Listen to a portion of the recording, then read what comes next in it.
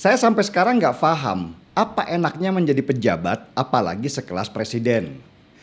Jadi pejabat itu capek banget, sungguh. Saya pernah ngikutin salah seorang teman yang kebetulan jadi kepala daerah, keliling ke banyak desa. Sehari aja ada 3 sampai 5 kali kunjungan ke desa yang berbeda. Baru 2 kunjungan aja, badan rasanya sakit semua. Meskipun di dalam mobil, saya jujur nggak bisa mendapat kenikmatannya. Dan akhirnya saya nyerah, saya pulang sendiri aja. Enak di kantor sendiri, bisa santai duduk di sofa sambil sekali-sekali iseng main medsos. Itu baru kepala daerah. Bayangkan coba seorang presiden. Hari-harinya habis untuk berkunjung ke banyak provinsi, ketemu banyak tamu di istana dan terbang ke luar negeri. Terbang ke sebuah negara itu butuh waktu berjam-jam di dalam pesawat.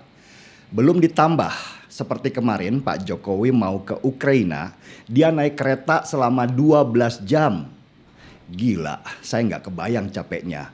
Jauh lebih capek daripada cuma nyinyir doang kayak Fadlizon, Natalius Pigai, dan Rocky Gerung yang sibuk bahas gestur tubuh Jokowi segala. Jadi saya pikir waktu itu apa sih enaknya jadi pejabat? Enak kayak kita lah orang biasa yang bisa santai tanpa agenda kunjungan yang padat. Jadi pejabat itu harus ada passionnya, passion mengabdi. Kalau nggak ada, mending makan rawon aja di rumah. Tapi kunjungan Jokowi ke Rusia dan Ukraina ini penting banget buat dunia. Buat dunia loh ya, bukan hanya buat Indonesia. Presiden Jokowi bukan sok gagah-gagahan berkunjung ke negara yang sedang perang itu. Sial sedikit, transportasi yang dia tumpangi bisa kena rudal nyasar. Dan gak semua pemimpin negara mau langsung masuk ke jantung medan perang itu. Itu butuh nyali yang gak kecil, butuh pengorbanan yang sangat besar, dan butuh tekad yang sangat kuat. Saya bisa kumpulkan itu semua dalam satu bahasa, yaitu gila. Saya pernah bilang ke seorang teman, kalau Presiden Jokowi itu gila.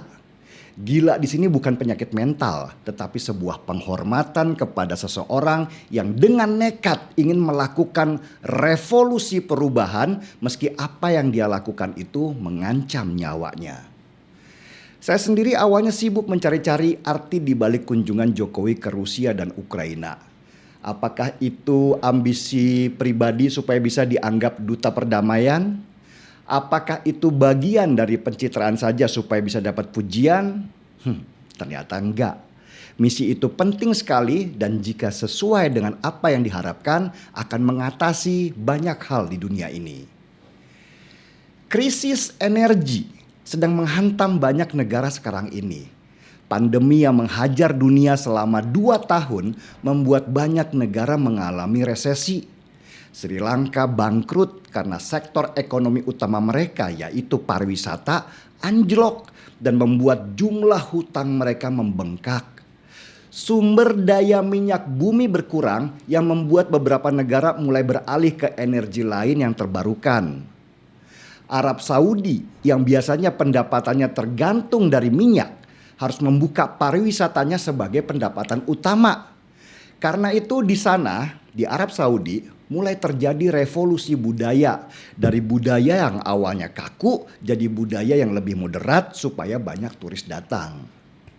Dan salah satu yang membuat krisis energi jadi panjang dan menyeramkan adalah perang Rusia dan Ukraina. Perang ini bukan hanya perang antara 2 negara saja, tetapi sebenarnya perang 2 kubu negara-negara besar. Di belakang Ukraina ada negara-negara Eropa dan Amerika yang tergabung dalam NATO. Dan mereka ketika terancam mulai mengeluarkan senjata ampuhnya, yaitu sanksi ekonomi. Aset-aset Rusia dibekukan, duta besar Rusia diusir, dan seluruh perusahaan dengan brand besar seperti McDonald disuruh cabut dari Rusia. Rusia juga gak kalah gertak. Mereka mengancam akan memutus aliran gasnya ke Eropa, di mana 40% aliran gas di Eropa berasal dari Rusia. Kalau aliran gas itu ditutup, maka seluruh Eropa akan kedinginan. Apalagi Ukraina masuk dalam lumbung pangan dunia. Kalau Ukraina hancur, maka bisa dipastikan sebagian dunia akan kelaparan. Dan situasi ini memicu inflasi di banyak negara termasuk di Indonesia. Harga barang naik tinggi, apalagi harga BBM. Di Amerika harga bensin naik hampir 2 kali lipat. Di Turki mata uang mereka jatuh. Indonesia meski terlihat sedang baik-baik saja, sebenarnya lagi kesulitan bertahan dengan subsidi. Karena harga minyak naik, Indonesia itu nggak bisa serta-merta menaikkan juga harga bensin. Bisa kacau negara. Karena itu subsidi semakin besar dan menekan APBN kita. Tujuan Jokowi ke Rusia dan Ukraina lebih ke satu usaha untuk mencari jalan keluar dan mendamaikan mereka.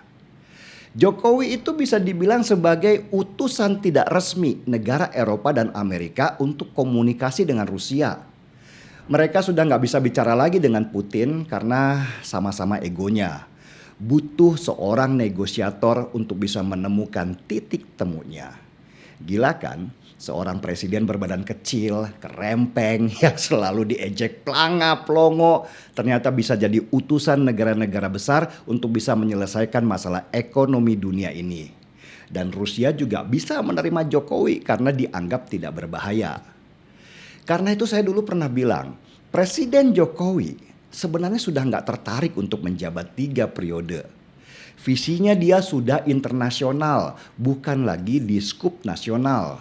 Dia ingin ada di PBB, mudah-mudahan bisa sebagai sekjen. Dan Jokowi hanya ingin di Indonesia ada calon presiden yang bisa menjaga legasinya supaya tidak dirusak dan akan merusak namanya dia di dunia internasional. Disinilah kita harus angkat topi pada orang biasa yang sudah dilirik oleh dunia ini. Peran Jokowi begitu penting untuk menyelesaikan masalah dunia. Banyak negara yang sekarang bergantung pada diplomasinya kepada Rusia. Kita tunggu apakah Jokowi berhasil menyelesaikan masalah Rusia dan Ukraina ini yang berarti juga menyelesaikan masalah krisis dunia. Kalau itu bisa terjadi, Jokowi sangat mungkin akan menjadi orang satu-satunya dari negeri ini yang mendapatkan Nobel Perdamaian Dunia.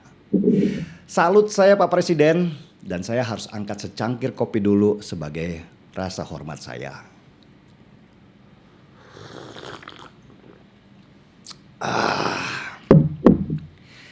Gaspol.